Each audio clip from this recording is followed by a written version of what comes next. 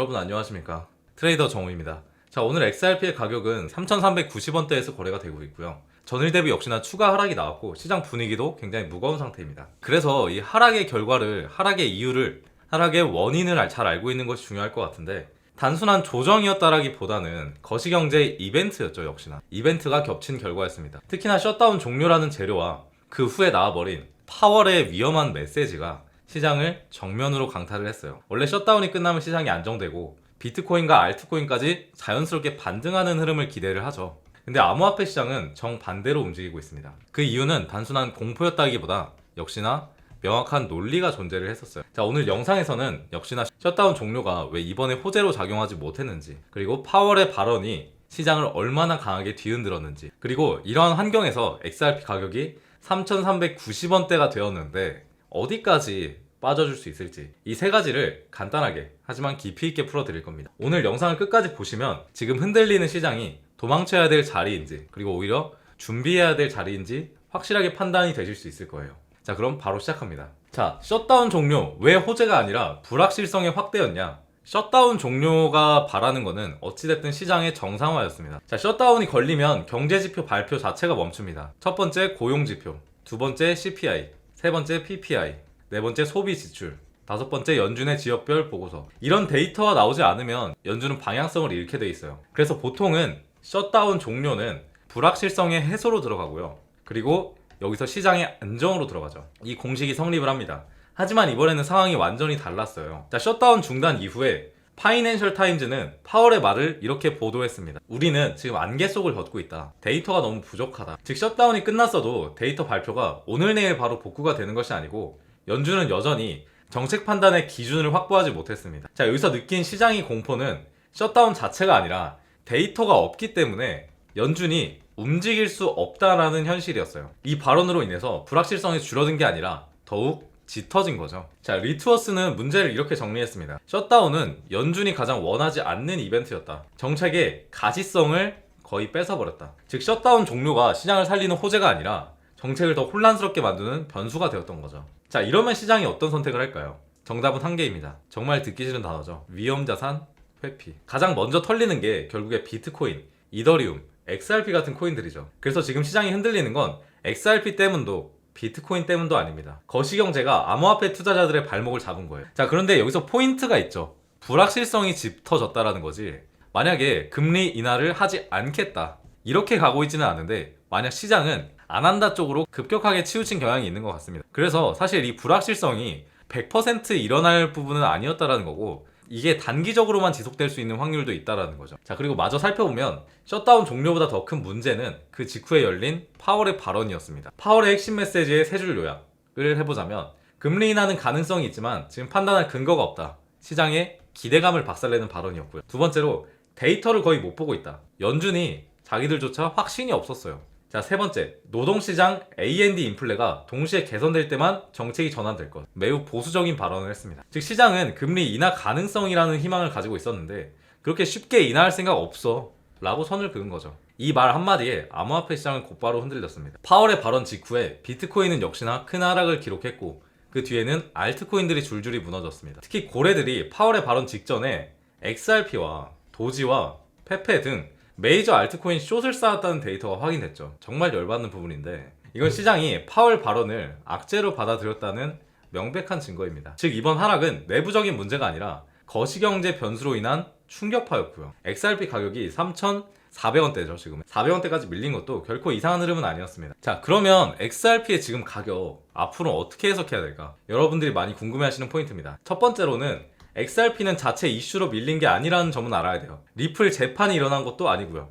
네트워크 장애가 일어난 것도 아니고요. ETF 일정 자체가 변화한 것도 아니고요. 즉 XRP의 모멘텀 자체는 전혀 문제가 없다라는 거죠. 가격은 떨어졌지만 가치가 훼손되지는 않았다라는 전형적인 케이스로 보시면 되고, 역시나 시장이 흔들리니 XRP도 같이 조정을 받은 것 뿐입니다. 자, 현재 가격인 3,300원대, 3,400원대 구간은 기술적으로, 역사적으로 굉장히 중요한 구간이었습니다. 역시나 잘 뚫지 못하던 매물대를 한 번에 뚫어주면서 기존의 저항 라인이었던 부분이 지지 라인으로 바뀐 굉장히 신뢰도가 높은 구간이었고요. 여기가 무너지면은 3,200원대 그리고 2,800원대까지 열릴 수도 있지만 반대로 이 구간을 지키기만 한다라고 하면 다음 반등의 출발점으로도 해석됩니다.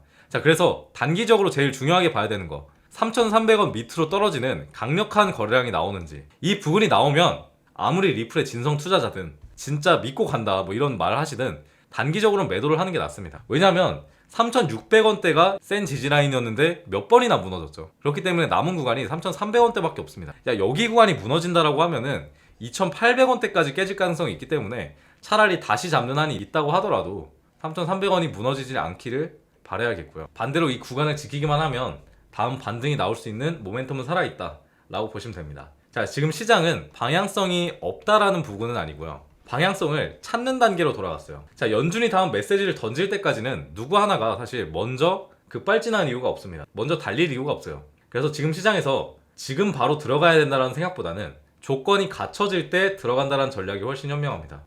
자, XRP의 반등 신호는 크게 두 가지예요. 가격적으로 보면 3,500원대를 회복하는가, 그리고 거래량이 증가하는가, 이 부분이 있고요. 그리고 온체인 데이터 쪽으로 보면 고래 지갑들의 순 매수 전환이 일어나는가, 그리고 이 매수 전환이 어디 가격대에서 일어나는가, 이 두 가지가 동시에 잡히면 진짜 반등 신호가 나오게 됩니다. 자, 다음 반등은 도대체 언제 올까요? 다음 상승의 촉매는 크게 세 가지입니다. 첫 번째, 연준의 셧다운의 여파가 끝나고 경제 데이터 발표가 재개되었을 때. 두 번째, 파월의 다음 멘트가 완화 기조일 때. 세 번째, XRP ETF 관련 구체적인 일정이 나올 때.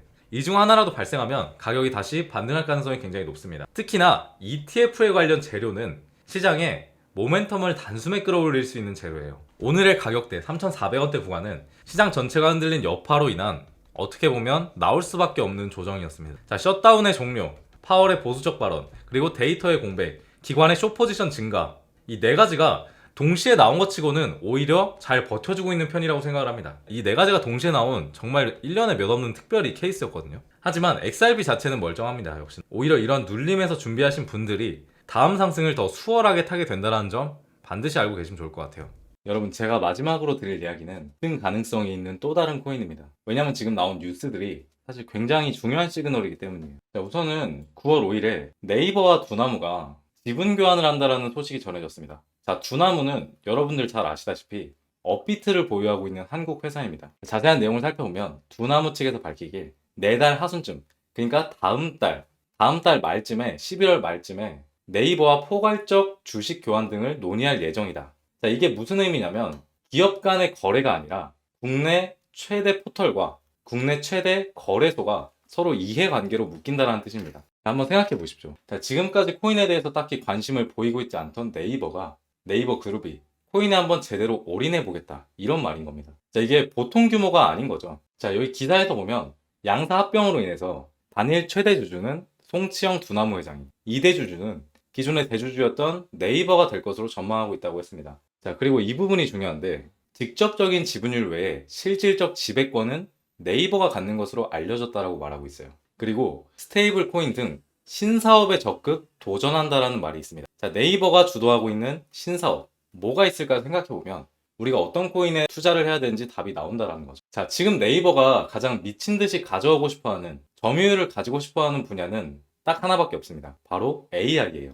자, 오늘 11월부터 7일까지 이틀간 서울 코엑스에서 인공지능 도구를 비롯한 네이버의 최신 기술과 플랫폼 전략을 공개하고 업계 파트너와 교류하는 컨퍼런스를 진행한다라고 밝혔어요. 자, 또 볼까요? 자, 네이버가 현재 가지고 있는 AI인 하이퍼클로바 X에 대한 업데이트가 지금까지 계속해서 기사가 나오고 있습니다. 그럴 만큼 지금 네이버는 AI 산업을 점유하기 위해서 부지런히 움직이고 있다는 거고요. 정리를 해보자면 네이버는 국내 최대 암호화폐 기업과 지분 교환을 통한 지배권을 얻어왔고 국내 AI 시장의 파일을 가져오기 위해서 부단하게 노력하고 있다는 거죠. 자, 여기서 눈치 빠르신 분들은 눈치채셨겠지만 업비트 거래소 내에 네이버와 관련된 혹은 네이버가 지분을 가지고 있는 AI 계열 코인을 찾아낼 수만 있다면, 더 나아가서 네이버가 앞으로 업비트를 통해서 밀어줄 코인을 찾아낼 수만 있다면 본격적인 지분 교환이 시작되는 11월에 미친 듯이 폭등 모멘텀을 가지고 올 수 있다라는 거겠죠. 자, 그런데 제가 얼마 전부터 심상치 않은 움직임을 보이고 있는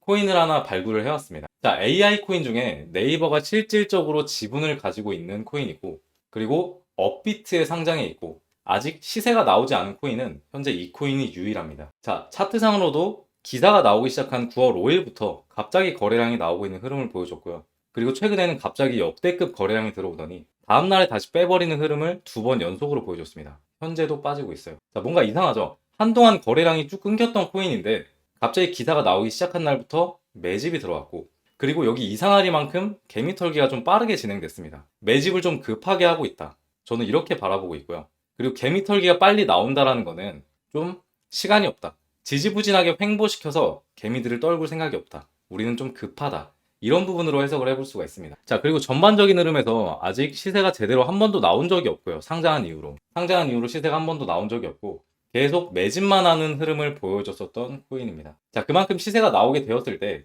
정말 앞으로 상상도 할 수 없을 만큼 시세가 나올 것으로 판단을 하고 있고요.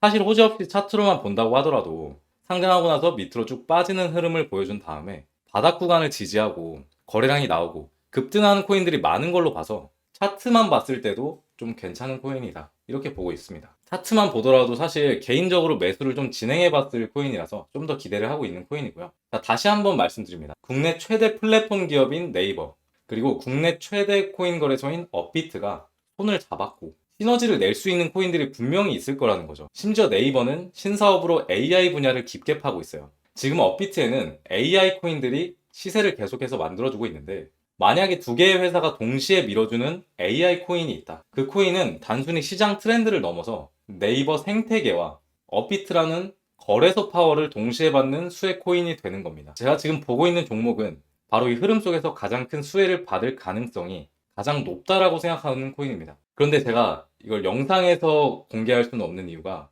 여기 차트의 흐름처럼 또다시 개미털기의 흐름을 만들어낼 수가 있고, 너무 많은 수급이 쏠린다면 차트가 실질적으로 좀 바뀌어버리는 사태가 발생할 수 있기 때문에 급등 일정이 좀 늦어질 수도 있다고 판단을 했어요. 그렇기 때문에 이것만큼은 저희 구독자분들께만 전달해 드리는 점 양해 부탁드리겠습니다. 그렇다고 신청 절차가 엄청 복잡한 것은 아닙니다. 자, 구독, 좋아요 한 번씩만 꼭 눌러주시고요. 지금 제 화면에 보이는 번호, 혹시 휴대폰으로 보시는 분 있을까봐 한번 읽어드릴게요. 010-5872-7811 010-5872-7811로 AI라고 문자 보내주세요. AI라고 문자 보내주시면 이 코인명 제가 전달해 드리겠습니다. 그리고 여러분들은 어떻게 생각하실지 모르겠으나 저는 코인 시장에 오래 있으면서도 이 정도의 호재는 거의 처음 마주하는 것 같아요.